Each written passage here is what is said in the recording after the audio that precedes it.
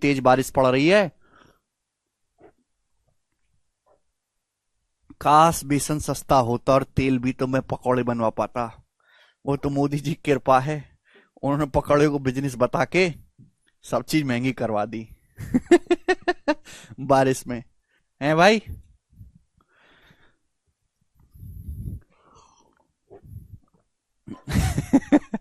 हेमा, रचित, हर्ष, सुमन, आशीष, रवि, क्या मन कर रहा है बारिश में? बारिश में अटखेलिया करने का मन करता है, हैं?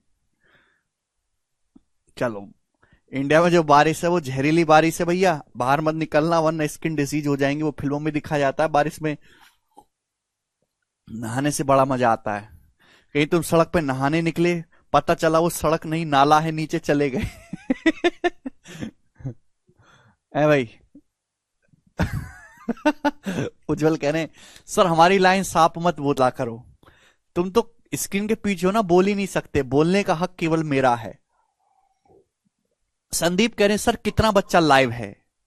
संदीप बस इतना लाइव है कि जितनी इस साल वैकेंसी आई है उससे 7-8 गुना लाइव है, बस ज्यादा नहीं है।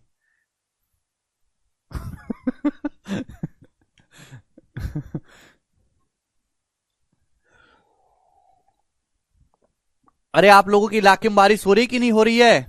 बहुत तगड़ी बारिश हो रही है यहाँ पे तो। किम कह रहे हैं, किम गुरुजी आपको किम जोंग गुर्जर का राम राम। राम राम किम जोंग गुर्जर भाई। अच्छा, वो किम जोंग जो साउथ कोरिया वाला है तुम्हारे यहां से भागा है क्या? वो नॉर्थ कोरिया का, साउथ कोरिया का है? नॉर्थ कोरिया का है वो।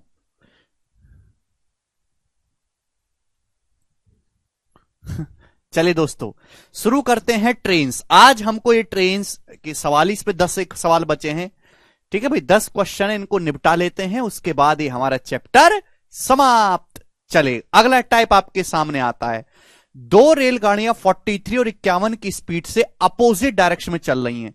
धीमी गति, आय हाय हाय, धीमी गति वाली रेलगाड़ी को तेज रेलगाड़ी में बैठे किसी आदमी को पार करने में 9 सेकंड लगते हैं। ये सवाल पिछले जो अभी तक सवाल करा है उसमें अलग है। केस 5वां है जो मैंने आपको समझाया था कि धीमी रेलगाड़ी को तेज रेलगाड़ी को पार नहीं करना, तेरे तेज रेलगाड़ी में बैठे किसी आदमी को पार करने में 9 सेकंड रखते हैं। धीमी गति वाली रेलगाड़ी की लंबाई क्या है? तो आपको ये बात पता होनी चाहिए कि जब भी कोई धीमी रेलगाड़ी तेज रेलगाड़ी में बैठे किसी आदमी को पार करेगी तो कितनी डिस्टेंस कवर करनी पड़ेगी? धीमी रेलगाड़ी की लंबाई के बराबर डिस्टेंस कवर होगी। भाई जो आदमी है वो तो तेज रेलगाड़ी में बैठा है ना मेरे प्यारे भाई, तो जिस स्पीड से तेज रेलगाड़ी चल रही है आदमी उसी स्पीड से चल रहा है, डायरेक्शन अपोजिट है। Relative speed S1 plus S2 होगी। 43 प्लस 51 कितना आएगा मेरे दोस्तों? 94। 3 1 4 4 5 9, 94 किलोमीटर पर आवर है। मीटर पर सेकंड में 5/18। और टाइम कितना लगा मेरे दोस्तों? 9 सेकंड लगा, मल्टीप्लाई बाई 9। आप बोलोगे हां जी सर बिल्कुल सही। और ये किस में आ गया मेरे दोस्तों? मीटर में। ठीक है बच्चों, आप बोलोगे आंसर तो 9 दूनी 18। ठीक है भाई, आप बोलोगे हां जी सर, बहुत बढ़िया। रिलेटिव स्पीड 3 और 1 4 और 5 4 9, 5/18, 9 सेकंड लगा, 9 दूनी 18, तो 94 गुणा 5/2। तो ये ऑप्शन में, अच्छा ये सॉरी 2 से 94 कट तो रहा है 47 बार, तो 47 पंजे कितना आ जाएगा मेरे प्यारे भाई? आपका 235 मीटर। ये स्लो रेलगाड़ी की लंबाई। काफी आसान सवाल था, आगे चलेगा। ये वाला बताइएगा। सवाल नंबर बच्चों आपके सामने 50 है। ये जो क्वेश्चन है ये 2018 के मिन्स के पेपर में आया था। तो मेरे प्यारे भाई ऐसा नहीं कि ये इजी सवाल है तो केवल प्री लायक है, नहीं, मिन्स पे भी आते हैं। हेमा कह रही हैं, सर जी मेरी मम्मी बोल रही हैं चाय पी लीजिए। धन्यवाद आपकी मम्मी जी का। काश कोई ऐसी टेक्नोलॉजी आए कि कैमरे से चाय ट्रांसफर हो पाए तो मैं लपक के पी लूं। ठीक है जी। Renu was sitting in side train. Renu जो है वो ट्रेन ए के अंदर बैठी है। विच वॉज ट्रेवलिंग 50 किलोमीटर पर आवर, जो 50 की स्पीड से चल रही है। एक दूसरी ट्रेन है बी जिसकी लंबाई जो है वो ट्रेन ए का 3 गुना है। Crossed her in the opposite direction मेरे प्यारे भाई। ठीक है, वो ये जो ट्रेन बी है इसकी लंबाई जो है वो क्या है, ट्रेन बी की जो लंबाई है ट्रेन ए का 3 गुना है। ये रेनू को क्रॉस करती है 15 सेकंड में। अगर ट्रेन बी की स्पीड 58 किलोमीटर पर आवर है तो आपसे पूछा है ट्रेन ए की लंबाई बताइएगा। करो।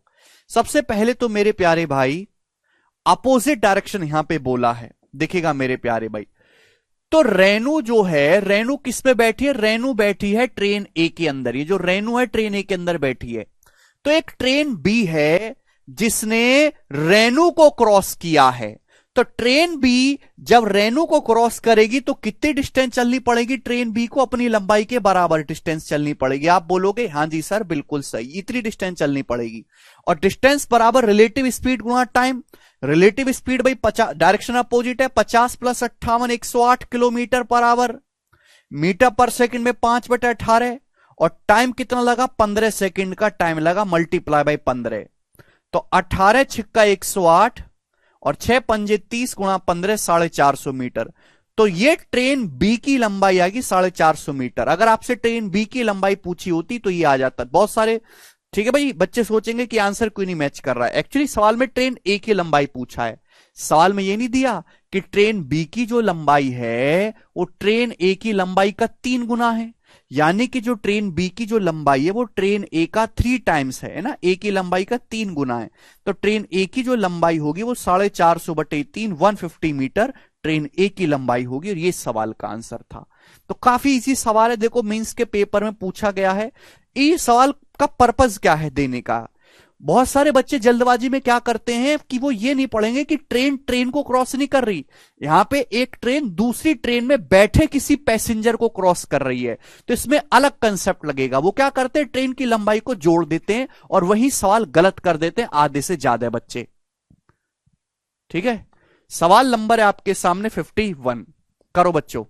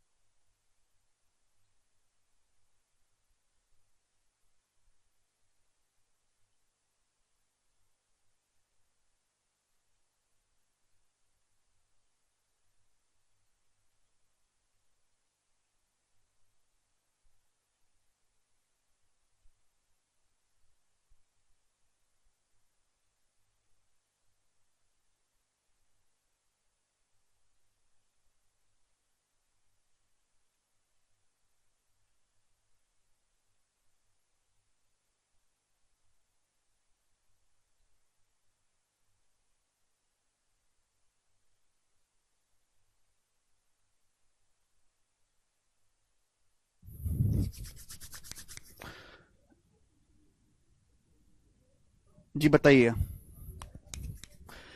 To trains are moving in same direction. देखो प्यारे भाई ये लेटेस्ट अभी आया 2022 के पेपर में, बिल्कुल लेटेस्ट आया। देखते कितने बच्चे कर पाएंगे। दो ट्रेन सेम डायरेक्शन में चल रही हैं 36 और 48 की स्पीड से। The time taken by faster train to cross this person sitting in slower train is 33 second. Fast train में बैठे किसी आदमी, फास्ट ट्रेन को मेरे प्यारे भाई स्लोअर ट्रेन में बैठे किसी आदमी को क्रॉस करने में 33 सेकंड लगते हैं। ठीक है ना, फास्ट ट्रेन स्लो ट्रेन में बैठे किसी आदमी को 33 सेकंड में क्रॉस करती है। तो फास्ट ट्रेन की लंबाई बताइएगा। तो जब भी फास्ट ट्रेन स्लो ट्रेन में बैठे किसी आदमी को क्रॉस करेगी तो कितनी डिस्टेंस चलेगी, खुद की लंबाई के बराबर। और यहां पे मेरे दोस्तों सवाल मैंने इस वजह से लिया कि डायरेक्शन सेम है। तो relative speed S1 - S2 48 - 36 12 kilometre per hour है, मीटर पर सेकंड में 5/18। और टाइम कितना लगा एक दूसरे क्रॉस करने में, 33 सेकंड लगा 33। तो 6 दूनी 12, 6 3 18 और 3 से जाएगा 33 11 बार। तो 11 गुणा 10 कितना आ जाएगा, 110 मीटर। ठीक है प्यारे बच्चों, तो यानी कि फास्ट ट्रेन की जो यहां पे लंबाई होगी वो सी ऑप्शन 110 मीटर होगी। ठीक है रजत भाई, हो जाएगा। ये बताइएगा अगला सवाल मेरे प्यारे भाई, करो।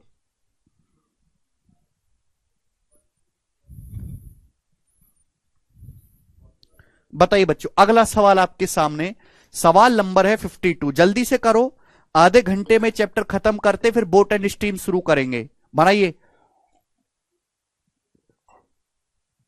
The ratio of speed of A goods and passenger train is 9 ratio 14 है। सवाल में यह बोला गया है कि गुड्स ट्रेन और पैसेंजर ट्रेन की स्पीड का रेशियो 9 रेशियो 14 है इन सेम डायरेक्शन में। ठीक है। Passenger train, if passenger train crosses the goods train in 1 minute 25 second, while a passenger in passenger train observe that he crosses the goods train in 35 seconds. If the sum of the length of goods train and passenger train in 1326 meter, then find the difference between their length.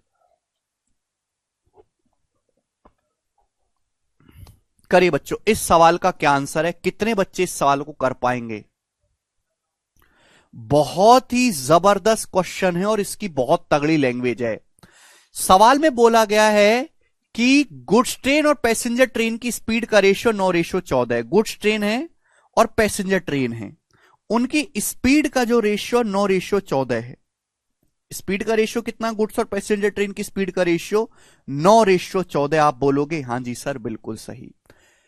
In same direction मेरे प्यारे भाई, ये दोनों train जो वो same direction में चल रही हैं, सेम डायरेक्शन में। यहां पे हिंदी में नहीं लिखी है, यहां पे हिंदी में नहीं लिखी है, इंग्लिश में, सेम डायरेक्शन में चल रही है। If the passenger train crosses the goods train in 1 minute 25 second, सवाल में यह बोला है कि जो पैसेंजर ट्रेन है वो गुड्स ट्रेन को 1 मिनट 25 सेकेंड में क्रॉस करती है। जब पैसेंजर ट्रेन मेरे दोस्तों गुड्स ट्रेन को क्रॉस करेगी तो कितनी डिस्टेंस चलनी पड़ेगी मेरे प्यारे भाई? दोनों का सम। जब पैसेंजर ट्रेन गुड्स ट्रेन को क्रॉस करेगी तो कितनी डिस्टेंस चलनी पड़ेगी? दोनों ट्रेन की लंबाई का सम। अब सेकंड केस है, while a passenger in passenger train, जबकि passenger while a passenger in passenger train observe that he crosses the goods train in 35 second. Passenger train में कोई यात्री बैठा है, उसने ये ऑब्जर्व किया कि उसने गुड्स ट्रेन को 35 सेकेंड में क्रॉस किया है। या फिर मैं ये कहूं कि गुड्स ट्रेन ने पैसेंजर ट्रेन में बैठे किसी पैसेंजर को 35 सेकेंड में क्रॉस किया है। यानी कि जो गुड्स ट्रेन है हमारी, वो पैसेंजर ट्रेन में बैठे किसी पैसेंजर को क्रॉस करती है, तो गुड्स ट्रेन कितनी लंबाई चलेगी? आप कहोगे सर गुड्स ट्रेन खुद की लंबाई के बराबर डिस्टेंस कवर करेगी। आपके सामने दो अलग अलग केस हैं। पहले केस में पैसेंजर ट्रेन क्रॉस करती है गुड्स ट्रेन को, समय लगा 1 मिनट 25 सेकेंड। आपको 1 मिनट 25 सेकेंड का मतलब होता है 85 सेकेंड का समय लगा। जो सेकंड केस है मेरे प्यारे भाई, उसमें गुड्स ट्रेन पैसेंजर ट्रेन में बैठे किसी पैसेंजर को क्रॉस करती है, समय कितना लगा? समय 35 सेकंड लगा मेरे प्यारे भाई। आपके सामने दो अलग अलग केस है। पहले केस में पैसेंजर ट्रेन गुड्स ट्रेन को क्रॉस करेगी तो कितनी डिस्टेंस जाएगी? दोनों की लंबाई के सम के बराबर डिस्टेंस जाएगी। दूसरे केस में गुड्स ट्रेन पैसेंजर ट्रेन में बैठे किसी पैसेंजर को क्रॉस करेगी तो कितनी डिस्टेंस जाएगी? खुद की लंबाई के बराबर, है ना, लेंथ ऑफ गुड्स ट्रेन। इन दोनों ही केस में रिलेटिव स्पीड सेम है। दोनों ही केसेस में रिलेटिव स्पीड सेम है। आप बोलोगे हां जी सर, चाहे पैसेंजर ट्रेन गुड्स ट्रेन को क्रॉस करे, चाहे गुड्स ट्रेन पैसेंजर ट्रेन में बैठे किसी यात्री को क्रॉस करे, दोनों ही केसेस में रिलेटिव स्पीड सेम है। और मैं अच्छी तरीके जानता हूं कि अगर स्पीड कांस्टेंट है तो डिस्टेंस डायरेक्टली प्रोपोर्शनल होती है टाइम के। जो टाइम का रेशियो होगा मेरे दोस्तों, वही डिस्टेंस यानी कि लंबाई का रेशियो होगा। यानी कि मेरे दोस्तों पहले केस में 85 सेकेंड समय लगाए, दूसरे केस में 35 सेकेंड समय लगाए। एक बार में समझ लीजिएगा भाई, थोड़ी सी बुद्धि लगा लो और लैंग्वेज को बार बार पढ़ो। सॉल्यूशन के पीछे मत भागो कि सॉल्यूशन क्या हो रहा है, सवाल को पढ़ो।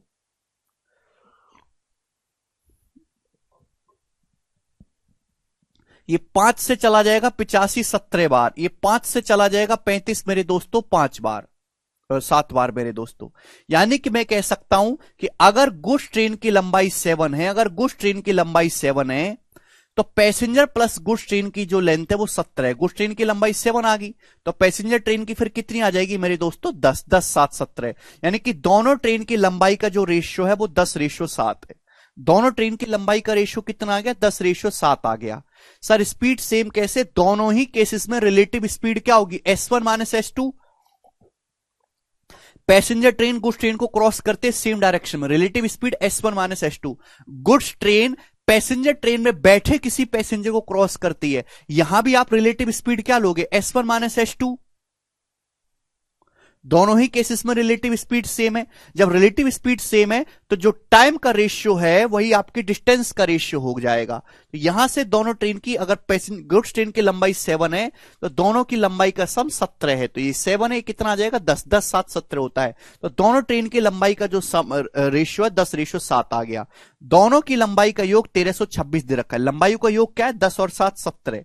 17 यूनिट की वैल्यू सवाल में 1326 मीटर दे रखे, कितने गुना है? तो आप कहोगे सर 17 7 119, बचेगा 13 17 8 136, 78 गुना। लंबाई का अंतर पूछा है, दोनों ट्रेन की लंबाई में कितने का डिफरेंस है? 3 यूनिट। तो 3 यूनिट की वैल्यू जो आएगी वो 3 का 78 गुना आएगी मेरे दोस्तों। 210 और 24 234 मीटर। तो दोनों ट्रेन की लंबाई में 234 मीटर का डिफरेंस है और डी ऑप्शन इस सवाल का आंसर है। बहुत ही बेहतरीन सवाल था।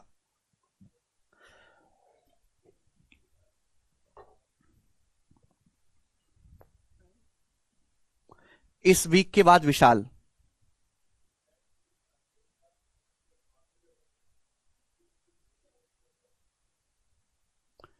अरे समझ में आया?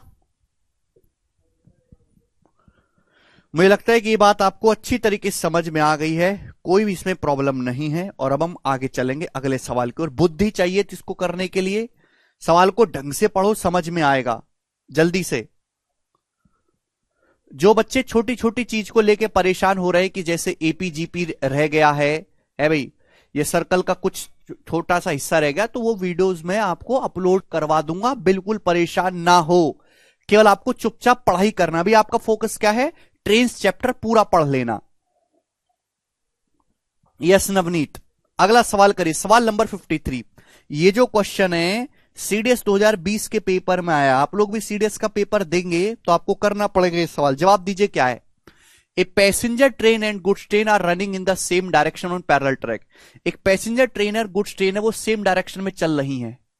If the passenger train now takes 4 times as long as to pass the goods train as when they are running in opposite direction, then सवाल में बोला गया कि पैसेंजर ट्रेन जो है 4 गुना समय लेती है गुड्स ट्रेन को पास करने में, as when they are running in opposite direction, then what is the ratio of the speed of the passenger train to that of goods train.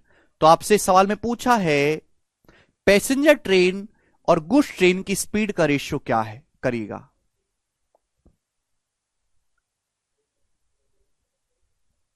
बहुत ही जबरदस्त सवाल है भैया। 2 ट्रेन है, पैसेंजर ट्रेन और गुड्स ट्रेन।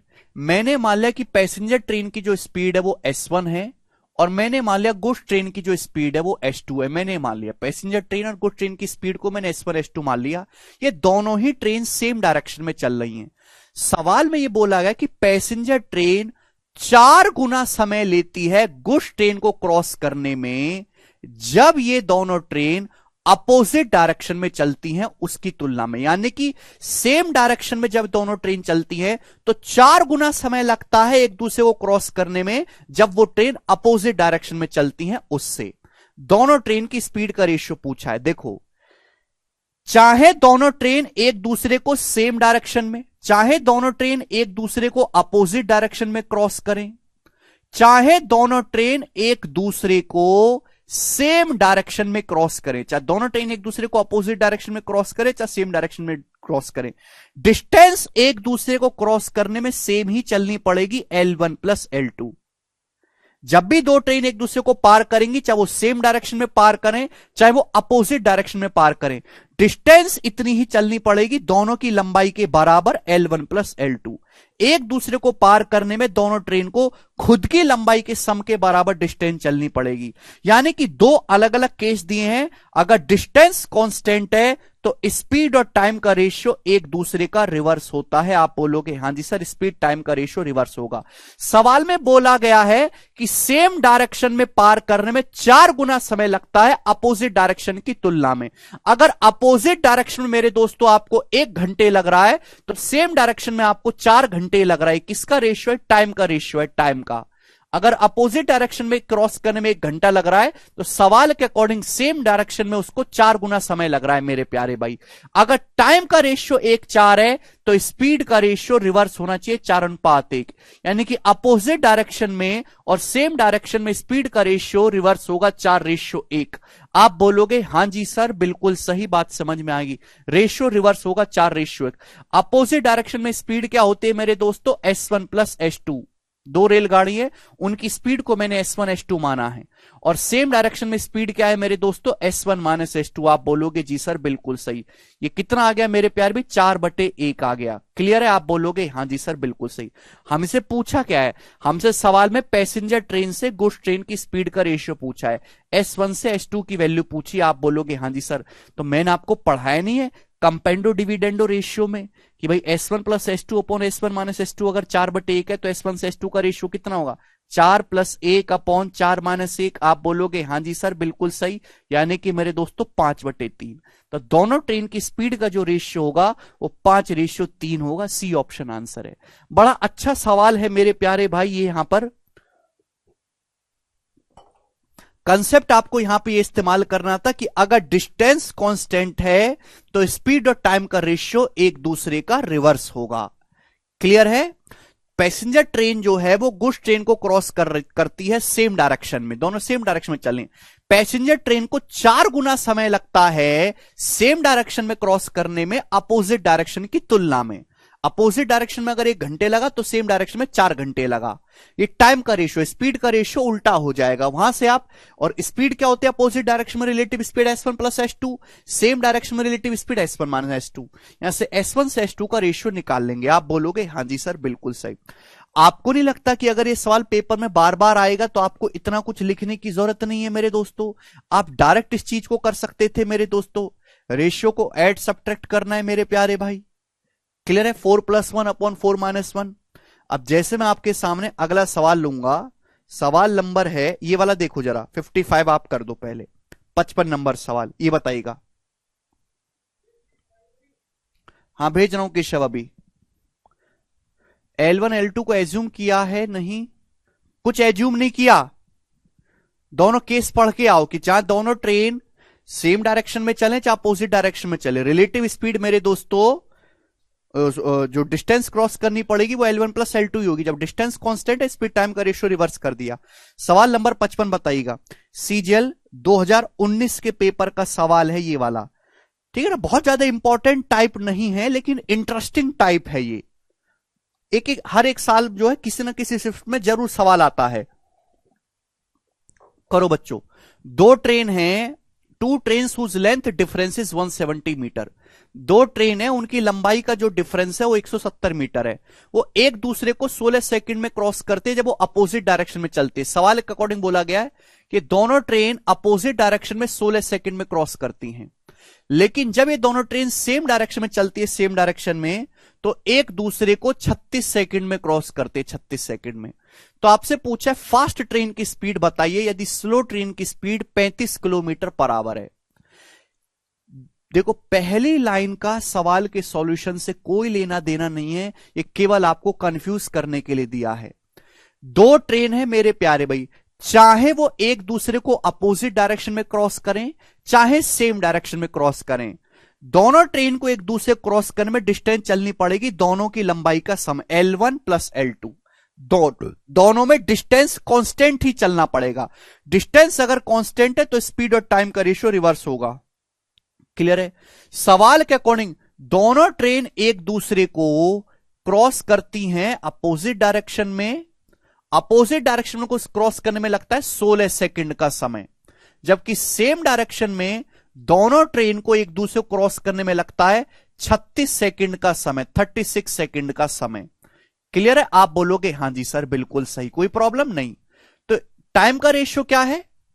4 से चला जाएगा, 4 चौक 16, 4 नाम 36 से टाइम का रेशियो है। टाइम का रेशियो 4 9 है, तो अपोजिट डायरेक्शन में, सेम डायरेक्शन में स्पीड का रेशियो रिवर्स होगा 9:4। स्पीड का रेशियो 9:4 होगा मेरे प्यारे भाई। टाइम का रिवर्स कर दो, स्पीड का रेशियो आएगा 9:4। आप बोलोगे हां जी सर।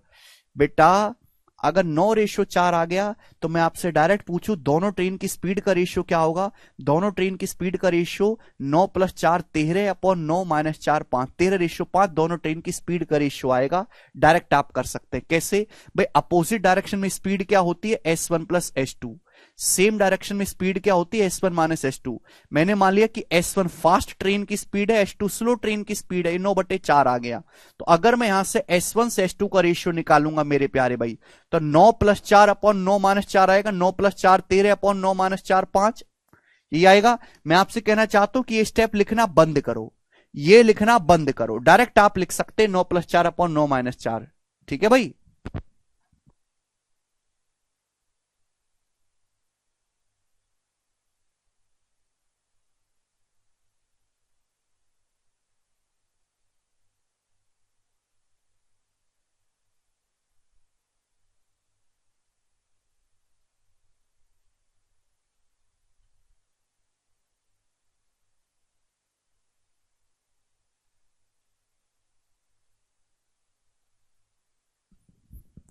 समझ में आया?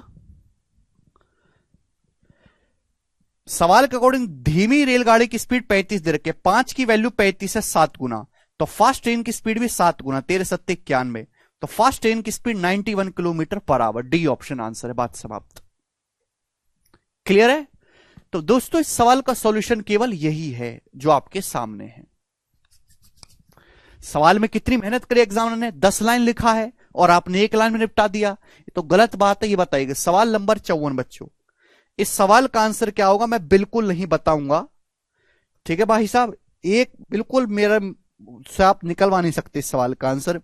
सवाल बिल्कुल लेटेस्ट है, 2019 के सीएचएसएल में आया था, बनाइएगा, करिए।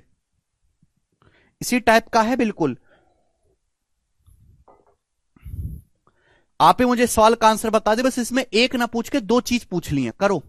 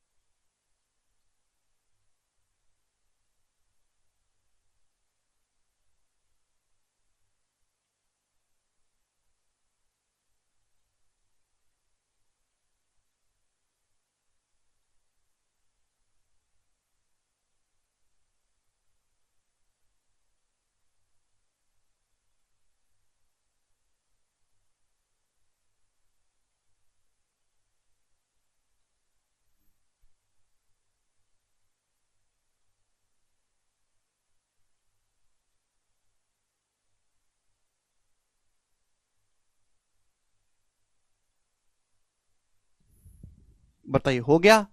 सी ऑप्शन सभी बच्चों का आंसर आ गया, किसी को कोई तकलीफ नहीं हुई, 1 सेकंड में कर दिया। अरे पढ़ाई ऐसा है, जो टाइप मैंने पढ़ा दिया उसके बाद आपको कभी कोई दिक्कत आएगी ही नहीं। अगला करेंगे मेरे प्यारे भी आपके सामने सवाल नंबर 56। ठीक है, चलिए। सारे ही फिक्स टाइप के सवाल सफलतापूर्वक समाप्त हुए। अब मिसलेनियस टाइप के एक आध सवाल बाकी हैं और उसके बाद ये चैप्टर पूर्णतः समाप्त हो जाता है। सवाल नंबर 56। ठीक है, 4 सवाल हैं। चलिए बताइएगा, देखते हैं कितने बच्चे इसको कर पाते हैं। एक ट्रेन 432 मीटर लंबी है, एक प्लेटफॉर्म को पार करती है 38 सेकंड में 63 मीटर पर सेकंड की स्पीड से। अरे बड़े बड़ी बड़ी भयंकर स्पीड है भाई। ठीक है। If 45 metre long boxes are added in train and it crosses the same platform then it took 52 second to cross the platform. यदि इसमें 45 मीटर लंबे मेरे प्यारे भाई डब्बे ऐड किए जाते हैं, 45 मीटर लंबे बॉक्सेस में ऐड किए जाते हैं, तो सेम प्लेटफॉर्म को क्रॉस करने में 52 सेकंड लगते हैं सेम स्पीड से। तो आपसे पूछा कितने बॉक्स इसमें ऐड किए गए, कितने बॉक्स, जवाब दीजिएगा। कौन इस सवाल का जवाब देगा? बहुत तगड़ा सवाल है।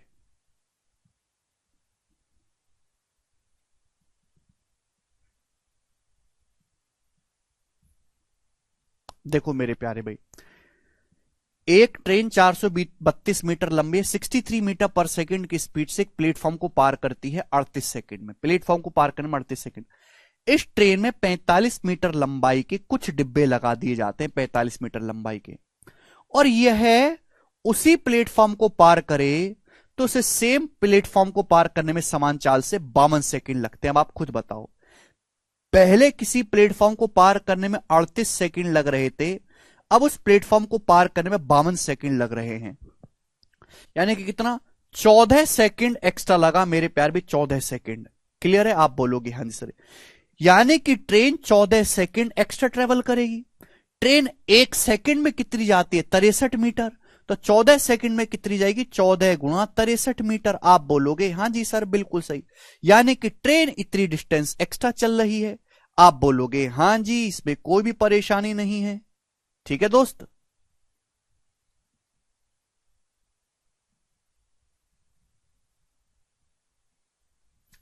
या 45 की बजाय बच्चों 18 कर लीजिएगा, या ना 45 की बजाय 18 कर लीजिएगा, 18। ठीक है ना, सवाल के डाटा में गड़बड़ है। हाँ जी, अब ये सवाल ठीक है जी बच्चों। सवाल क्या है, एक बार सवाल को समझ लेते हैं, सवाल का मीनिंग क्या है मेरे प्यारे भाई। ठीक है ना, 45 मीटर जो है लंबा प्लेटफॉर्म, काफी 45 मीटर डब्बा लंबा डब्बा होता ही नहीं है। ठीक है ना, अब ये सवाल ठीक है, आपके सामने स्क्रीन पे लिखा हुआ है। 63 कैसे आया गुरुजी? 63 सवाल में दिया है बेटा जी, सवाल को जरा पढ़ लिया करो। केवल बोर्ड का इतना हिस्सा मत देखा करो, बोर्ड की एक आधी नजर यहां पर, आधी नजर यहां पे, हर चीज को मैं नहीं समझा सकता। ध्यान सुनेगा। एक ट्रेन 432 मीटर लंबी है, ये ट्रेन चल रही है 63 मीटर पर सेकंड की स्पीड से, और एक प्लेटफॉर्म को पार कर रही है ट्रेन 38 सेकंड में, 38 सेकंड में। ट्रेन में 18 मीटर लंबाई वाले कुछ डिब्बे लगा दिए। जब ट्रेन में डिब्बे लगा दिए तो जाहिर सी बात है ट्रेन की लंबाई बढ़ जाएगी। अब सेम स्पीड से उसी प्लेटफॉर्म को पार करने में ट्रेन को 52 सेकंड लगे, सेम स्पीड से उसी प्लेटफॉर्म को पार करने में। पूछा है ट्रेन में कितने डिब्बे लगाए गए। सुनो, पहले प्लेटफॉर्म पार हो रहा था 38 सेकंड में, अब 52 सेकंड में, तो 14 सेकंड एक्स्ट्रा लगा। 52 में से 38 घटाओ, ट्रेन को 14 सेकंड एक्स्ट्रा लगा प्लेटफॉर्म को पार करने में। यानी कि ट्रेन 14 सेकंड में कितनी लेंथ एक्स्ट्रा गई है? ट्रेन 1 सेकंड में 63 मीटर जा रही है, ट्रेन की स्पीड 1 सेकंड में 63 मीटर, तो ट्रेन 14 सेकंड में कितना जाएगी? 14 गुणा 63 मीटर। यानी कि ट्रेन की टोटल लंबाई इतनी बढ़ गई, ट्रेन की टोटल लंबाई इतनी बढ़ गई। आप बोलोगे हाँ जी सर, ये लंबाई क्यों बढ़ी है? डिब्बे लगाने की वजह से। एक एक डिब्बा 18 मीटर लंबा है, अगर ट्रेन की टोटल लंबाई इतनी बढ़ी है तो कितने डब्बे लगाए गए हैं? इसको 18 से आपको भाग देना है, डिवाइडेड बाई 18। 9 सत्ते 63, 9 दूनी 18, और 2 से 14 7 बार चला जाएगा, यानी कि 49 डब्बे। तो यानी कि ट्रेन में 49 डब्बे लगाए गए हैं और यही इस सवाल का आंसर है। सबको बात अच्छी तरीके से समझ में आ गई। तो काफी बेसिक सवाल था, इसमें कुछ भी नहीं था, बस आपका कॉमन सेंस जो है इस पे काम करेगा। ये वाला सवाल आप मुझे करके बताइएगा, इस सवाल का क्या आंसर है। 57 नंबर। ऐसा सवाल मैं आपको already time speed and distance की तीसरी शीट में करवा चुका हूं, लेकिन मेरे प्यारे में मैं इसको दोबारा से करवाऊंगा। ये एक सवाल क्यों करवा रहा हूं आपको अब समझ में आएगा। करिए। एबीसीडी करें, एमटीएस का पेपर देकर आया हूं गुरुजी। हाँ जी, बताओ कैसा गया आपका एमटीएस का पेपर। क्या जो हमने पढ़ाया वो पेपर में आया कि नहीं आया सारा। एक ट्रेन 7:45 एएम पे चलना शुरू करती है पॉइंट ए से पॉइंट बी की ओर 55 की स्पीड से, जबकि दूसरी ट्रेन स्टार्ट होती है 9 बजे पॉइंट बी से 72 किलोमीटर पर आवर की स्पीड से। वो 926 किलोमीटर डिस्टेंस कवर करते हैं मिलने तक।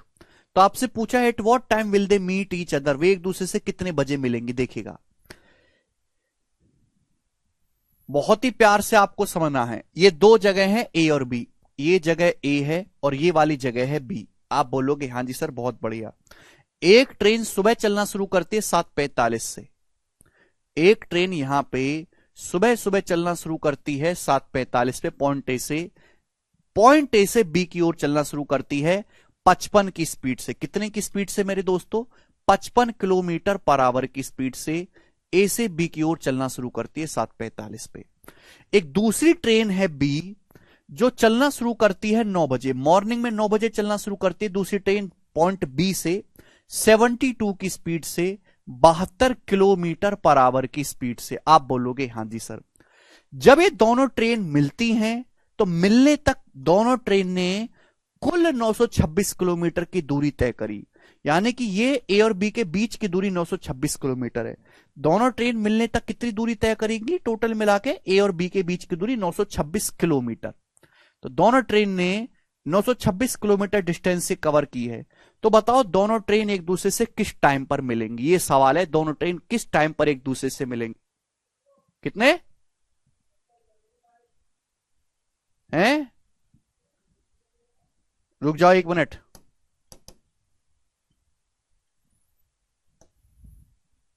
जी,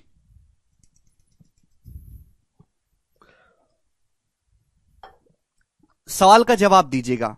हाँ जी, मैं अच्छी तरीके से जानता हूं कि ये सवाल हो चुका है, पर आप इसका सॉल्यूशन मुझे करके बताओ। दो ट्रेन है, प्लेस ए और बी से चलना शुरू करते 7:45 से 55 की स्पीड से है भाई। ये यहां से 9 बजे चलना शुरू करते हैं 72 की स्पीड से। दोनों के बीच की दूरी 926 किलोमीटर है। तो बताओ कितने बजे दोनों ट्रेन मिलेंगी? भाई ये 7:45 से चलना शुरू करिए, 9 बजे चलना शुरू करिए, तो 7:45 से 9 बजे तक कितना गैप होता है? सवा घंटे का।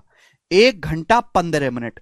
1 घंटा 15 मिनट का मतलब होता है 5/4 आवर। यानी कि मैं ये कह सकता हूं कि ये जो पहली वाली ट्रेन है ये 5/4 घंटे तक अकेले दौड़ी है। ये 7:45 पे चलना शुरू करिए, 9 बजे चलना शुरू करिए। 7:45 से 9 के बीच में सवा घंटे का टाइम आता है। सवा घंटे को मैं लिखता हूं 1 घंटा 15 मिनट का मतलब 1/4 घंटा, 5/4 घंटे। 5/4 घंटे ट्रेन अकेले दौड़ी है। तो 5/4 घंटे में कितनी डिस्टेंस जाएगी? भाई इस ट्रेन की स्पीड 55 किलोमीटर पर आवर है। तो ये ट्रेन 5/4 घंटे में कितना जाएगी? 55 की 5/4 में गुणा करेंगे, इतने किलोमीटर डिस्टेंस जाएगी। क्लियर है? ये पहली वाली जो ट्रेन है सवा घंटे तक अकेले दौड़ी है, 1 घंटा 15 मिनट तक। अब मेरे प्यारे भाई ये 4 तो 55 को नहीं काट रहा, तो यहां से आपकी कैलकुलेशन ज्यादा हो जाएगी। मुझे क्या करना होता है ऐसे सवालों में? टाइम को सेम करना है। या तो आप 7:45 की कहानी देखो या आप 9 बजे की कहानी देखो, इच्छा आपकी है। 4 55 को डिवाइड नहीं करता, लेकिन 4 इस 72 को जरूर डिवाइड करता है।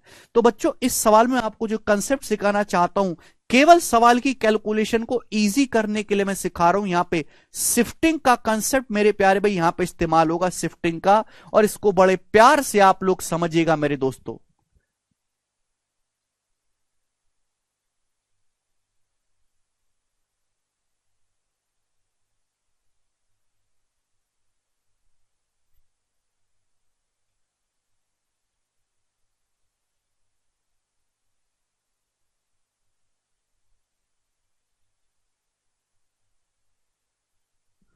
ठीक है भाई, या तो आप 7:45 की कहानी देखो या फिर आप 9 बजे की कहानी देखो मेरे प्यारे भाई, ध्यान सुनेगा। क्योंकि ये जो सवा घंटे का मतलब होता है 5/4 घंटे, जो बटे 4 आ रहे 55 को डिवाइड नहीं कर रहा, ये 72 को पूरी तरीके से डिवाइड कर रहा है।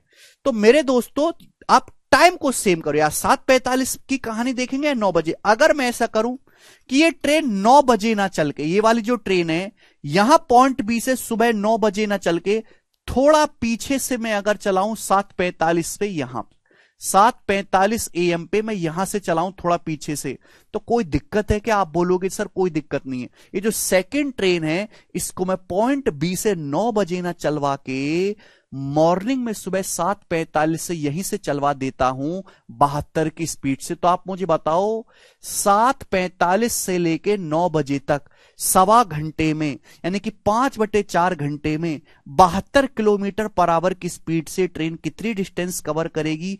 तो आप कहोगे सर 4 से 72 18 बार चला जाएगा, 18 पंजे 90 किलोमीटर की डिस्टेंस कवर करेगी, 90 किलोमीटर की। आप बोलोगे हां जी सर बिल्कुल सही। यानी कि सवाल यह बन चुका है मेरे प्यारे भाई, ध्यान से देखो कि दो ट्रेन है वो एक साथ चलना शुरू करी हैं 7:45 पे। ये ट्रेन भी 7:45 पे चलना शुरू करी, ये ट्रेन भी 7:45 पे चलना शुरू करी। ये 55 की स्पीड से चलना शुरू करी, ये 72 की स्पीड से चलना शुरू करी। दोनों ट्रेन के बीच की दूरी कितनी है? 926 प्लस 90। 926 में 90 जोड़ूंगा 1016 किलोमीटर दोनों ट्रेन के बीच की टोटल दूरी है। तो टाइम कितने टाइम बाद ही मिलेंगे? टाइम बराबर डिस्टेंस बटे रिलेटिव स्पीड। रिलेटिव स्पीड मतलब S1 प्लस S2। 55 में 72 जोड़ूंगा तो 5 2 7 7 5 12 127। आप बोलोगे हां जी सर। तो कितनी बार चला जाएगा मेरे दोस्तों? पूरा पूरा 8 बार चला जाएगा। यानी कि दोनों ट्रेन एक दूसरे से 8 घंटे के बाद मिलेंगी। 7:45 में 7:45 के 8 घंटे के बाद मिलेंगी तो कितना हो जाएगा? 15:45 हो जाएगा। 7 8 15 15:45 का मतलब मेरे दोस्तों कि शाम के 3:45 पे दोनों ट्रेन एक दूसरे से मिलेंगे और ये सवाल का आंसर है। तो यहां से आपकी कैलकुलेशन कम रही। तो मेरा मकसद ये था इस सवाल को करवाने का कि ऐसा पहले सवाल हो चुका है, लेकिन अगर आपकी कैलकुलेशन कम हो गई है, जरूरी नहीं कि इस ट्रेन को ही 7:45 से 9 तक चलाया जाए। इस ट्रेन को 9 बजे ना चला के 7:45 सुबह से भी चलाया जा सकता है। बस मुझे दोनों ट्रेन का टाइम सेव करना है मेरे प्यारे भाई, बस आपकी कैलकुलेशन कम होनी चाहिए। इसको हम बोलते हैं शिफ्टिंग वाला। समझ में आया? कुछ सीखा आप लोगों ने यहां से?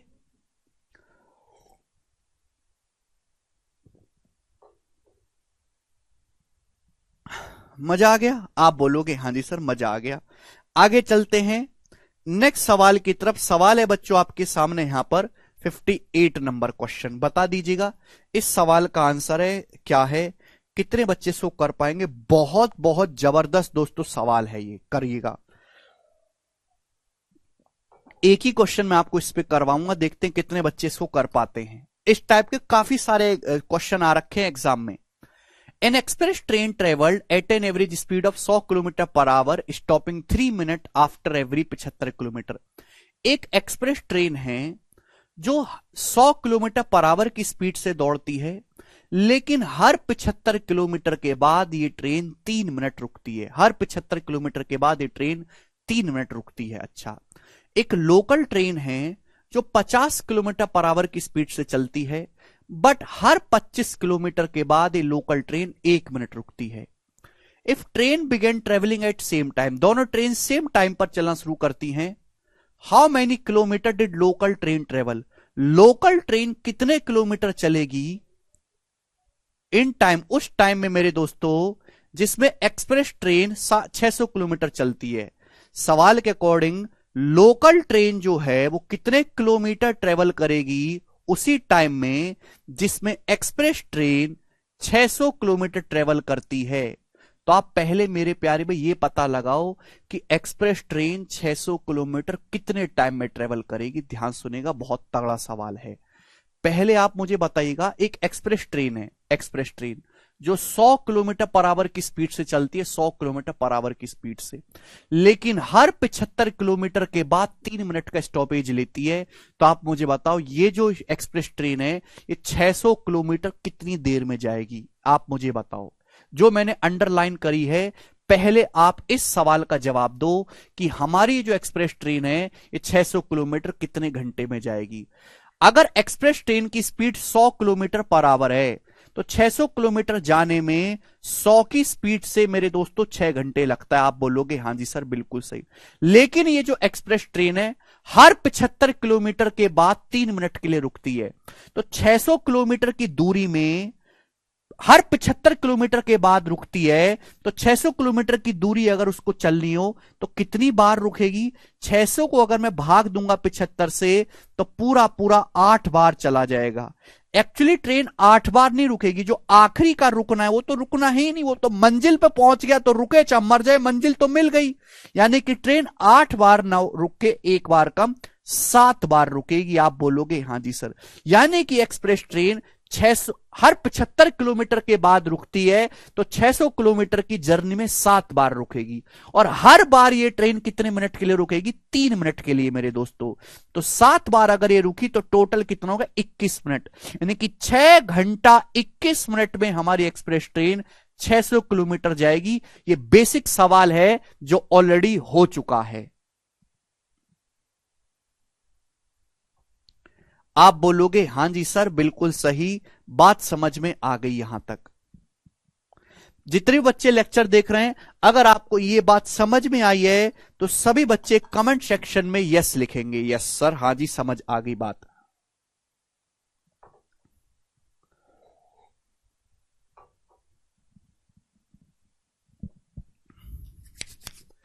अरे यस और नो लिखो। अबे यार कुछ तो बोला करो, केवल कमेंटबाजी के अलावा कुछ काम है तुमको? एक भी बालक पढ़ाई का कमेंट नहीं करता यार, हर किसी को अपनी बातें करनी है।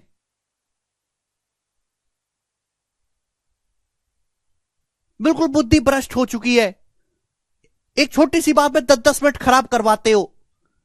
चीज जल्दी भी चाहिए तुमको और टाइम भी खराब करवाना है। यानी कि एक्सप्रेस ट्रेन, मैंने पता लगा दिया कि एक्सप्रेस ट्रेन 6 घंटे 21 मिनट में 600 किलोमीटर जाएगी। अब इसके आगे अगला सवाल भी आ गया। सवाल यह है कि एक लोकल ट्रेन है जो 50 की स्पीड से चल रही है, एक लोकल ट्रेन है जो 50 किलोमीटर पर आवर की स्पीड से चल रही लोकल ट्रेन, और ये हर 25 किलोमीटर के बाद 1 मिनट रुकती है, हर 25 किलोमीटर के बाद 1 मिनट। ठीक है, कोई दिक्कत नहीं। तो आप दोनों ट्रेन सेम टाइम पे चलना शुरू करते हैं। आपसे पूछा है ये लोकल ट्रेन कितना जाएगी। सवाल में आपको बता रहे हैं ये लोकल ट्रेन 6 घंटे 21 मिनट में कितना जाएगी लोकल ट्रेन। आपको सवाल में ये बताना है। बताओ बच्चों कैसे करेंगे। एक लोकल ट्रेन है जो 50 किलोमीटर पर आवर की स्पीड से चल रही है, लेकिन हर 25 किलोमीटर के बाद 1 मिनट रुकती है। हर 25 किलोमीटर के बाद तो ये लोकल ट्रेन 6 घंटे 21 मिनट में कितनी दूरी जाएगी। सवाल ये है आपके सामने। अब सुनो, अगर ये local train 50 kilometre per hour की स्पीड से चल रही है तो इस लोकल ट्रेन को 25 किलोमीटर जाने में 50 की स्पीड से आधा घंटा लगेगा, और आधे घंटे का मतलब होता है 30 मिनट। यानी कि मेरे दोस्तों जो लोकल ट्रेन है ये 25 किलोमीटर 30 मिनट में जाएगी। ये जो लोकल ट्रेन है हर 25 किलोमीटर 30 मिनट में जाती है, लेकिन ये हर 25 किलोमीटर के बाद 1 मिनट आराम भी करती है। यानी कि ये ट्रेन 25 किलोमीटर जाती है 31 मिनट में। ये लोकल ट्रेन, जो हमारी लोकल ट्रेन है वो 50 की स्पीड से चलती है वैसे तो 25 किलोमीटर जाने में लगना चाहिए आधा घंटा, यानी कि 30 मिनट, लेकिन हर 25 किलोमीटर के बाद 1 मिनट रुकती भी है। तो लोकल ट्रेन हर 25 किलोमीटर की दूरी 31 मिनट में कवर करती है। अगर ये ट्रेन हर 31 मिनट में 25 किलोमीटर जा रही है तो 6 घंटा 21 मिनट में कितना जाएगी? 6 घंटे का मतलब होता है 360 और 21 381 मिनट। ये 381 मिनट में कितना जाएगी? जवाब दीजिएगा। तो 31 का कौन सा मल्टीपल है जो 381 के नजदीक है? 31 का 10 गुना करूंगा 310 होता है। 31 का 12 गुना करूंगा 372। अगर मैं दोनों तरफ 12 से गुणा कर दूं, 12 से दोनों ही तरफ 12 से गुणा कर दूं तो 25 गुणा 12 300, यहां 12 से गुणा कर दूं, 31 गुणा 12 372, 31 गुणा 12 कितना आ जाएगा 372 मिनट, ये आ गया। यानी कि 372 मिनट में मेरे दोस्तों ये ट्रेन कितना चली जाएगी, लोकल ट्रेन 300 किलोमीटर चली जाएगी। 381 से जस्ट छोटा 31 का मल्टीपल 12 गुना है, 372 मिनट में 300 किलोमीटर। अभी भी मेरे पास 9 मिनट का टाइम है, 372 से 381 तक अभी भी मेरे पास 9 मिनट का टाइम है। तो आप मुझे बताओ ये जो लोकल ट्रेन है अगले 9 मिनट में कितना ट्रेवल करेगी, अगले 9 मिनट में जवाब दीजिएगा, अगले 9 मिनट में कितना ट्रेवल करेगी, जवाब दीजिएगा। भाई अब तो रुकने का कोई सेंस नहीं बनता, ट्रेन रुकती तो 25 किलोमीटर के बाद है। अगर ये लोकल ट्रेन 1 घंटे में 50 किलोमीटर जा रही है, 1 घंटे में ये ट्रेन अगर 1 घंटे में 50 किलोमीटर जा रही है, 1 घंटे का मतलब 60 मिनट, तो 1 मिनट में इतने किलोमीटर जा रही होगी 1 मिनट में, तो 9 मिनट में कितना जाएगी, मल्टीप्लाई बाई 9। आप बोलोगे हां जी सर बिल्कुल सही, तो 45/6 कितना आ गया 7.5 किलोमीटर। यानी कि ये जो लोकल ट्रेन है अगले 9 मिनट में 7.5 किलोमीटर जाएगी। भाई अगर कोई ट्रेन 1 घंटे में 50 किलोमीटर जा रही है तो 9 मिनट में कितना जाएगी, मल्टीप्लाई बाई 9 कर देंगे मेरे दोस्तों, तो अगले 9 मिनट में 7.5 किलोमीटर जाएगी। तो टोटल 381 मिनट हो गया। ये कितनी ट्रेवल करी, 307.5 किलोमीटर। बी ऑप्शन इस सवाल का आंसर है। बहुत ही अच्छा सवाल था, सभी बच्चे समझ पाए हैं, जबरदस्त क्वेश्चन।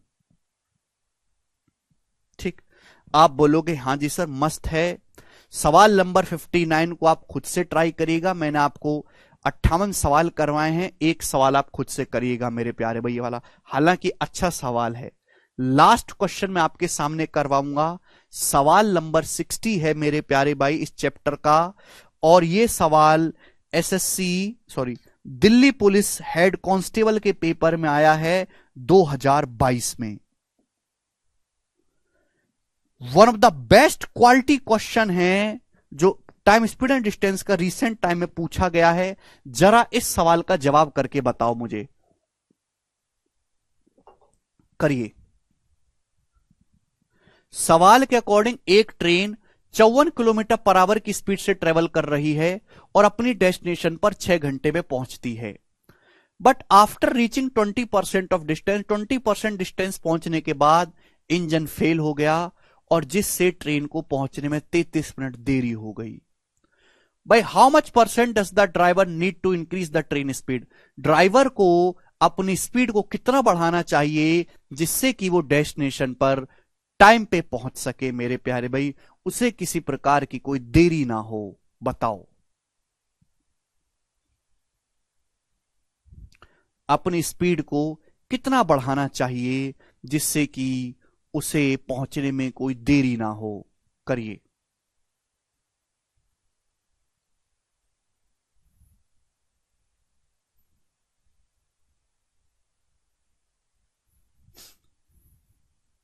जवाब दीजिएगा। One of the best quality question, solve it.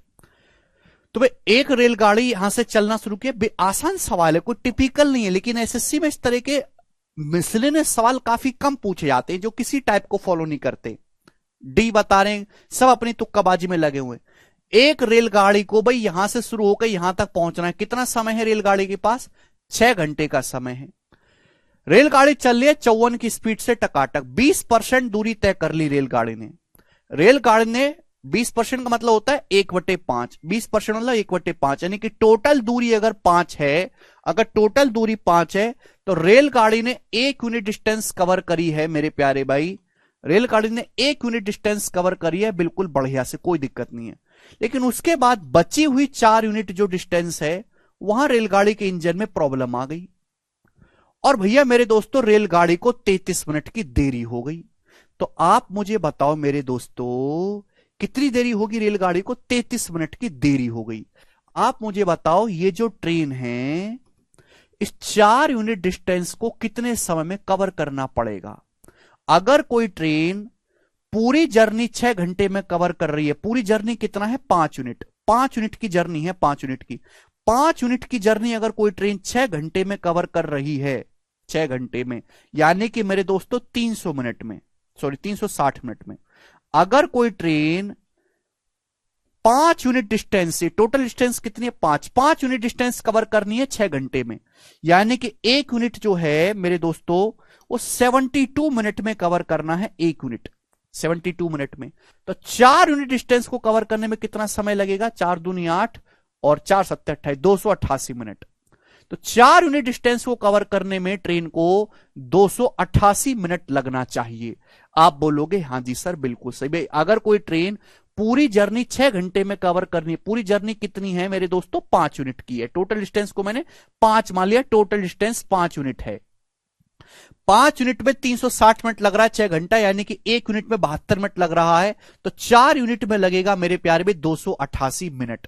लेकिन ट्रेन 33 मिनट देरी से जो है डिले हो गई, 33 मिनट देरी से पहुंची, यानी कि ट्रेन को 288 की बजाय 33 मिनट एक्स्ट्रा लगा।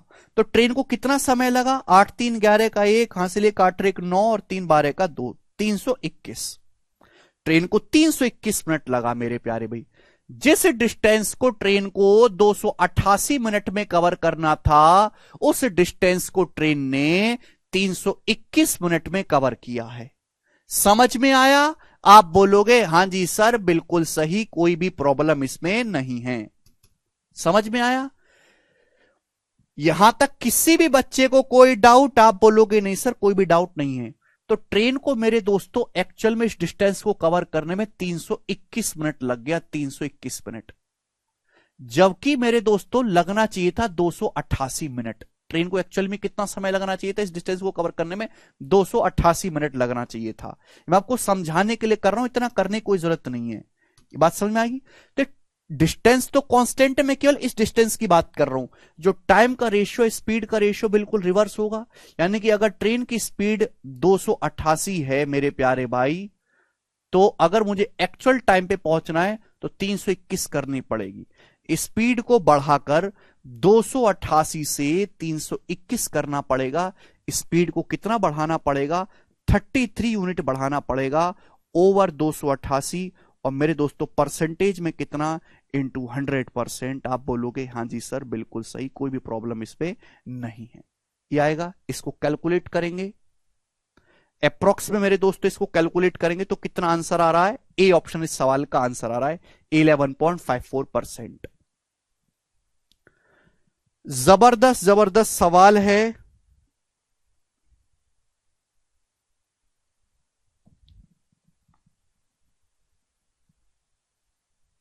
ठीक है भाई,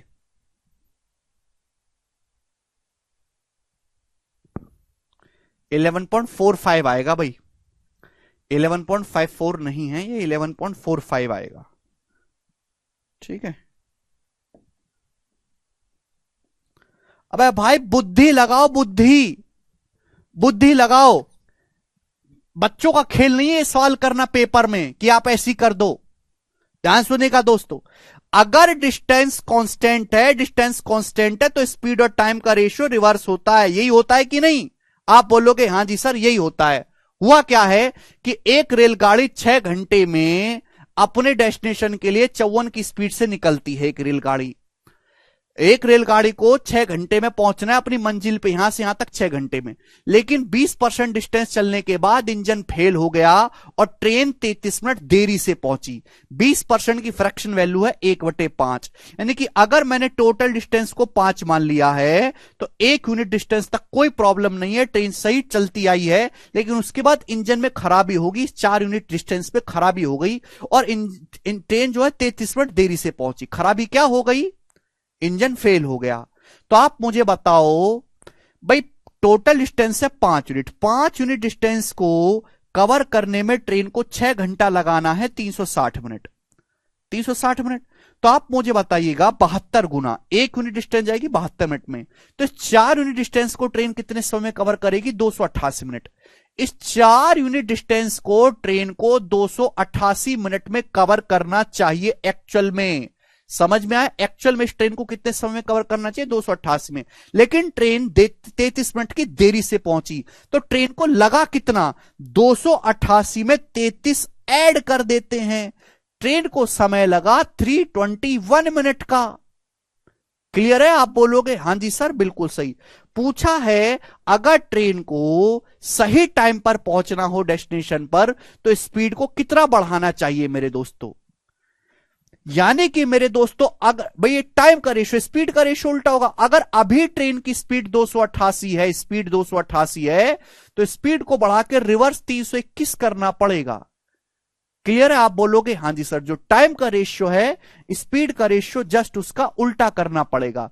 तो स्पीड 288 से 321 करनी पड़ेगी बढ़ाकर। कितना बढ़ाना पड़ेगा? 33 यूनिट बढ़ाना पड़ेगा ओवर 288। क्लियर है? इसको परसेंटेज में कैलकुलेट करने पर आया है ए ऑप्शन। ये सवाल का आंसर है। 20% का कोई मतलब नहीं है। ठीक है, ये सवाल में केवल आपको कंफ्यूज करने के लिए दिया है मेरे प्यारे बच्चों। ठीक है, सारा मतलब जो है वो इसी का है।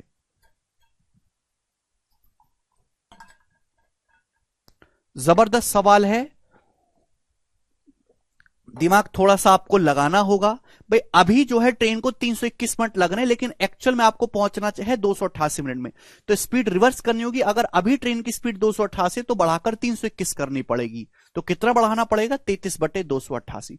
Very very good quality question this is. और इसी के साथ ये चैप्टर पूर्णतः समाप्त होता है। ट्रेन्स, मैंने आपको टाइम, स्पीड एंड डिस्टेंस बढ़ा दिया। ठीक है ना, परसेंटेज से भी कर सकते हैं। मैंने आपको ट्रेन्स पढ़ा दिया। अब सब लोग अपनी कॉपी में हेडिंग डालेंगे मेरे प्यारे, बोट एंड स्ट्रीम, नाव एवं धारा। बोट एंड स्ट्रीम, हिंदी वाले भाई लिखेंगे नाव एवं धारा। छोटा सा है मेरे प्यारे भाई, एक ही शीट है इसकी, बहुत बेसिक बेसिक सवाल आते हैं। पहले बोट एंड स्ट्रीम से सवाल काफी कम आते थे, अगर 4-5 साल पहले जाओगे आप, लेकिन टीसीएस के आने के बाद बोट एंड स्ट्रीम से हर शिफ्ट में तो नहीं, हर दूसरी तीसरी शिफ्ट में इससे एक सवाल जरूर दिख जाता है। बहुत छोटा सा है, कंसेप्ट मैं आपको समझाऊंगा, एक ही शीट में ये हो जाएगा समाप्त। चलिए शुरू करते हैं प्यारे भाई। What is boat and stream? सबसे पहले मैं आपको कंसेप्ट समझाऊंगा। देखिए, बोट का मतलब नाव और स्ट्रीम का मतलब मेरे दोस्तों धारा, यानी कि पानी, यानी कि करंट, यानी कि नदी। तो मेरे दोस्तों नाव किस में चलती है? पानी में। यहां दोनों ही ऑब्जेक्ट चलते, नाव भी चलती है और पानी भी चलता है। नाव में लगी होती है मोटर, वो मोटर नाव को चलाती है, लेकिन पानी खुद भी फ्लो करता है, तो पानी भी नाव को चलाता है। तो नाव भी चलती है और पानी भी चलता है। तो इस टॉपिक को समझने के लिए सबसे पहले आपको कुछ टर्मिनोलॉजी मेरे प्यार भी समझनी पड़ेंगी। अगर मेरे प्यारे भाई मैं थोड़ी देर के लिए ऐसा मानता हूं कि पानी स्थिर है, पानी नहीं चल रहा, पानी कांस्टेंट है, शांत जल, एकदम शांत, बिल्कुल शीतल, और उसमें हम एक नाव उतारें, तो नाव में जो मोटर लगी हुई है वो नाव को जिस स्पीड से चलाएगी वो नाव की अपनी खुद की स्पीड होगी, एक्चुअल स्पीड। तो उसे हम बोलते हैं speed of boat in still water. Speed of boat in still water, ये मैंने यूट्यूब पे भी कल इसकी क्लास ली थी। जिन बच्चों ने वहां से पढ़ लिया है उनको थ्योरी देखने की जरूरत नहीं है, वो लेक्चर बंद करके जा सकते हैं। Speed of boat in still water, और बच्चों हम इसको डिनोट करते हैं एक्स से, एक्स किलोमीटर पर आवर। ठीक है भाई, हिंदी वाले भाई लिखेंगे शांत जल में नाव की चाल, शांत जल में नाव की चाल, शांत जल में नाव की चाल। मैंने क्या बोला कि भाई थोड़ी देर के लिए मैं मान लेता हूं कि पानी स्थिर है, पानी नहीं चल रहा, पानी में कोई मूवमेंट नहीं है, और हम उसमें अपनी नाव उतारते हैं। तो नाव जिस स्पीड से चलेगी वो कहलाएगी स्थिर पानी में, स्टिल वाटर में नाव की स्पीड, और इसको हमेशा एक्स से डिनोट करते हैं। तो जब भी मैं आपसे एक्स बोलूं तो आप तुरंत समझ जाइएगा कि सर बात कर रहे हैं शांत जल में नाव की चाल की।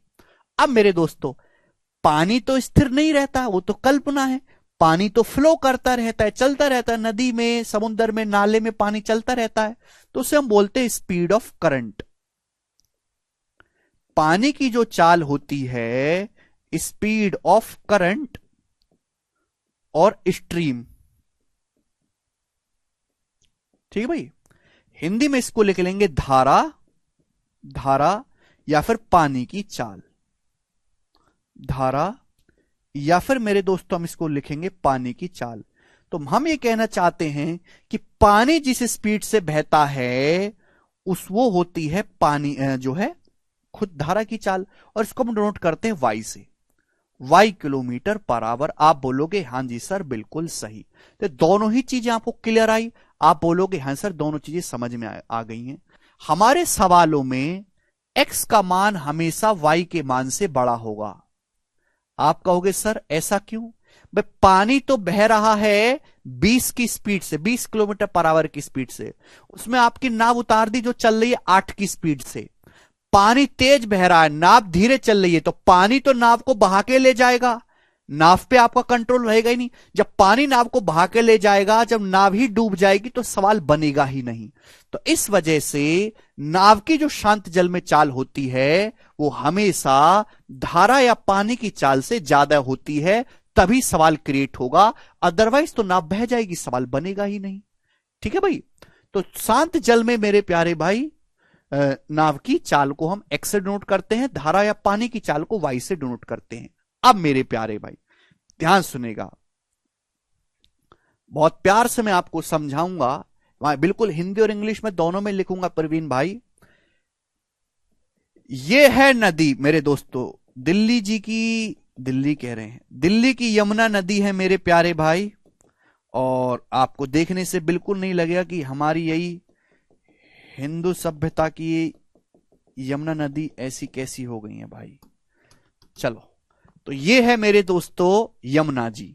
ठीक है भाई, ये इस दिशा में बह रही हैं y किलोमीटर पर आवर की स्पीड से। कितनी स्पीड है? y की स्पीड से, y किलोमीटर पर आवर की स्पीड से। आप बोलोगे हां जी सर। और आप मेरे दोस्तों, आप इसमें अपनी नाव लेके उतरते हो मेरे प्यारे भाई यमुना जी को साफ करने, मोदी जी से प्रभावित होके आप इस नाव में उतरते हो मेरे प्यारे भाई। नाव की शांत जल में जो चाल है वो x किलोमीटर पर आवर है। आप भी नाव लेके उतर जाते हो इस नदी में, नाव की जो शांत जल में चाल है x किलोमीटर पर आवर है।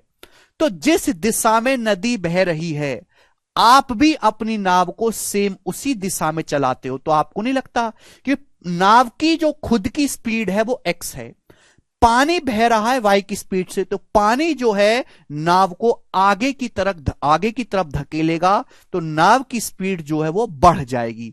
तो हम इसे कहते हैं मेरे दोस्तों speed of boat, speed of boat, speed of boat in same direction of stream, speed of boat in same direction of stream, speed of boat in same direction of stream. Hindi वाले भाई इसको लिखेंगे पानी के बहाव की अनुकूल दिशा में नाव की चाल, पानी के बहाव की अनुकूल दिशा में नाव की चाल। यानी कि पानी जिस साइड चल रहा है आप अपनी नाव को बिल्कुल उसी दिशा में चलाते हो मेरे प्यारे भाई। क्लियर? तो अगर पानी स्थिर होता, पानी कांस्टेंट होता, पानी ना चलता, तो नाव की स्पीड होती है x, शांत जल में नाव की चाल x है, लेकिन पानी खुद y की स्पीड से चला है तो पानी नाव को आगे की तरफ धकेलेगा मेरे दोस्तों। तो पानी के बहाव की अनुकूल दिशा में नाव की जो चाल है इसे हम बोलते हैं डाउन स्ट्रीम। ये पूरा सेंटेंस लिखने की जरूरत नहीं पड़ती, इसको एक सिंगल वर्ड नाम दे दिया डाउन स्ट्रीम। हिंदी में डाउन स्ट्रीम को डाउन स्ट्रीम ही कहते हैं। क्लियर है? तो डाउन स्ट्रीम जब भी मैं आपसे कहूं तो आप तुरंत समझ जाइएगा कि पानी के बहाव की अनुकूल दिशा में नाव की चाल को डाउन स्ट्रीम कहते हैं, और डाउन स्ट्रीम को डी से डिनोट करते हैं, डी से। तो डाउन स्ट्रीम की जो वैल्यू है बच्चों क्या होगी भाई, पानी में जो स्थिर पानी में नाव की चाल है एक्स, पानी खुद नाव को वाई की स्पीड से आगे धकेलेगा, तो नाव की जो चाल हो जाएगी वो एक्स प्लस वाई हो जाएगी। तो डाउन स्ट्रीम की स्पीड होती है मेरे प्यारे भाई एक्स प्लस वाई। सभी बच्चे समझ में आए? क्लियर? आप बोलोगे हां जी सर। तो डाउन स्ट्रीम की स्पीड एक्स प्लस वाई, ये बात सभी को क्लियर है, कोई परेशानी नहीं। सेकंड केस समझिएगा मेरे प्यारे भाई, बहुत ही इंपॉर्टेंट कंसेप्ट है। एक बार आपने थ्योरी अच्छे से समझ ली, बस 5-10 मिनट की थ्योरी है, उसके अलावा इसमें आपको कोई अलग से कंसेप्ट नहीं बताऊंगा, बस एक कंसेप्ट और बताऊंगा अलग से। यह है मेरे प्यारे भाई नदी, नदी इसी दिशा में चल रही वाई की स्पीड से, वाई किलोमीटर पर आवर की स्पीड से। आप बोलोगे हां जी सर। आप खतरों के खिलाड़ी हो, मोदी जी की पार्टी बनी, केजरीवाल जी की पार्टी में हो, आप बोले यमुना मैं साफ करूंगा, ठीक है दोस्त, आप बोलोगे हाँ जी सर कर लो साफ।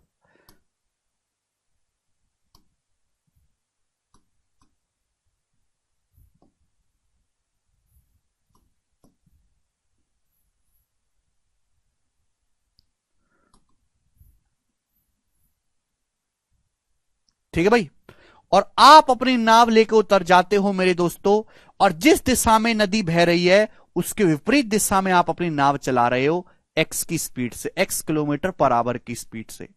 तो यू आर ए खतरों का खिलाड़ी, आप बोलोगे हाँ जी सर। तो मेरे प्यार में, पानी बह रहा है इस डायरेक्शन में, आप अपनी नाव को पानी की विपरीत दिशा में चला रहे हो, तो पानी जो है नाव की स्पीड को काटेगा, आप पानी फोर्स करेगा कि तू मेरे साथ साथ चल, विपरीत दिशा में ना चल। तो हम इसको बोलेंगे speed of boat, speed of boat in opposite direction of stream, speed of boat in opposite direction of stream, speed of boat in opposite direction of stream. आप बोलोगे हां जी सर बिल्कुल सही। हिंदी वाले भाई लिखेंगे पानी के बहाव की प्रतिकूल दिशा में, पानी के बहाव की विपरीत दिशा में, या प्रतिकूल एक ही शब्द है, पानी के बहाव की विपरीत दिशा में नाव की चाल।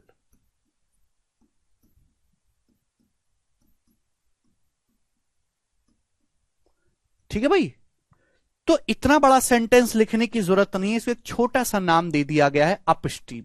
तो जब भी हम आपसे कहें कि अपस्ट्रीम मेरे प्यारे भाई क्या है, तो आप तुरंत समझ जाइएगा कि पानी के बहाव की दिशा में नाव की स्पीड है, और अपस्ट्रीम को बच्चों हम यू से डिनोट करते हैं, यू से। तो अपस्ट्रीम क्या हो जाएगा, नाव की स्थिर पानी में जो स्पीड है वो एक्स है। क्लियर, आप बोलोगे सर पानी बह रहा है वाई की स्पीड से विपरीत दिशा में, तो पानी नाव की स्पीड से को काटेगा, तो अपस्ट्रीम की स्पीड आएगी एक्स माइनस वाई। क्लियर है, अपस्ट्रीम की स्पीड कितनी आ जाएगी, एक्स माइनस वाई। आप बोलोगे हां जी सर बिल्कुल सही, आपकी बात को अच्छी तरीके से समझ गया, एक पैसे की परेशानी इसमें नहीं है। यस और नो, आगे चलते हैं। बच्चा कह रहा है भगोना क्यों बना दिया, नाव बनानी है। भाई मेरी भावनाओं को समझो, मेरी चित्रकला बहुत खराब है, ऐसी थोड़ा ना मुझे चित्रकला वाली मैडम मारती थी, कैसे बनाऊं मैं नाव बताओ। बच्चे मुझसे नाव बनाने को कह रहे हैं, अब नाव सी लग रही है ये, अब लग रही है। ठीक है चलेगा बच्चों, तो ये बात समझ में आई, आगे चलते हैं। तो अभी तक मैंने आपको क्या सिखाया कि डाउन स्ट्रीम की स्पीड होती है एक्स प्लस वाई, पानी के बहाव की दिशा में नाव की चाल। अपस्ट्रीम होती है एक्स माइनस वाई, पानी के बहाव की विपरीत दिशा में नाव की चाल। मैंने समझाया कि एक्स का मान हमेशा वाई से बड़ा होगा, तो कहने का मतलब डाउन स्ट्रीम स्पीड भी अपस्ट्रीम स्पीड से ज्यादा होगी। एक्स प्लस वाई है, ये एक्स माइनस वाई है, तो डाउन स्ट्रीम हमेशा अपस्ट्रीम से ज्यादा होगा। आप बोलोगे हां जी सर। अगर बच्चों में यहां से इन दोनों इक्वेशन को डिवाइड कर देता हूं, तो डाउन स्ट्रीम से अपस्ट्रीम का जो रेशियो आएगा वो क्या आएगा, X plus Y upon X minus Y. Downstream से अपस्ट्रीम का रेशियो क्या आएगा, X plus Y upon X minus Y. आप बोलोगे हाँ जी सर। अगर मैं इन दोनों को डिवाइड कर देता हूं तो यह आएगा डी बटे यू बराबर X plus Y upon X minus Y. यहां से बच्चों अगर मैं आपसे एक्स से वाई का रेशियो पूछूंगा, अगर स्टूडेंट मैं आपसे एक्स से वाई का रेशियो पूछूंगा तो क्या होगा, जवाब दीजिएगा। What the ratio of X to Y, जवाब दीजिएगा, करो। मैंने आपको सिखाया है रेशियो में कि एक्स से वाई का रेशियो अगर आपको निकालना है तो D plus you upon D minus you. Very very important concept है। आप बोलोगे हाँ जी सर कंसेप्ट है बहुत बढ़िया, कोई एक पैसे की इसमें दिक्कत नहीं है। हो गया, अगर मैं दोनों को डिवाइड करूं कंसेप्ट निकल गया। अगर मैं इन दोनों इक्वेशन को जोड़ देता हूं, दोनों को ऐड कर दो, दोनों को ऐड कर देंगे तो y से y कट जाएगा, y माइनस वाई कट जाएगा, x प्लस एक्स होगा 2x। तो 2x बराबर होगा मेरे प्यारे भाई d प्लस यू। 2x का मान d प्लस यू होगा, तो x की वैल्यू क्या आ जाएगी बच्चों, d प्लस यू बटे 2। अगर मैं इन दोनों इक्वेशन को जोड़ दूंगा तो x का मान ये आ जाएगा, कॉमा। अगर मैं इन दोनों इक्वेशन को घटा दूं, इसमें से इसको घटा दूं, तो 2y कितना आएगा बच्चों, d माइनस यू। 2y की वैल्यू क्या आएगी, d माइनस यू। यही आएगा। तो y का मान कितना आ जाएगा, d माइनस यू बटे 2। y की वैल्यू d माइनस यू बटे 2। बात समझ में आई। तो अगर आपको नाव की स्टिल वाटर में स्पीड निकालनी है x का मान, तो दोनों को जोड़ के आधा कर देना d प्लस यू बटे 2। ठीक है भाई। और आपको करंट की स्पीड निकालनी है तो आपको घटा के आधा कर देना है मेरे प्यारे भाई, d माइनस यू बटे 2। और एक कंसेप्ट काफी इंपॉर्टेंट है, डायरेक्ट मेरे दोस्तों हम इन सवालों में इनका इस्तेमाल करेंगे।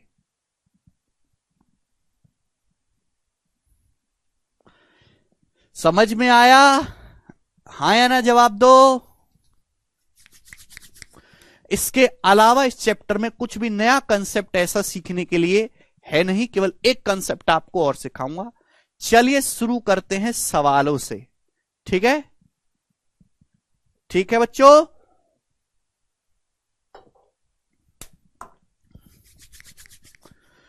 चलो एक सेकंड होल्ड करेंगे भाई।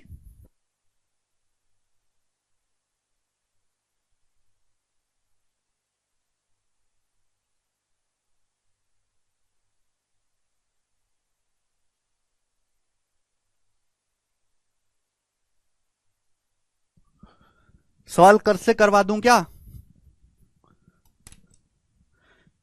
चलो सवाल कल से करवाते हैं, अभी मुझे एक शीट भी प्रिपेयर करनी है। ठीक है भाई, ये सारी थ्योरी है, कॉपी में साफ साफ इसको उतार लीजिएगा। ठीक है ना, चलेगा, कोई प्रॉब्लम नहीं।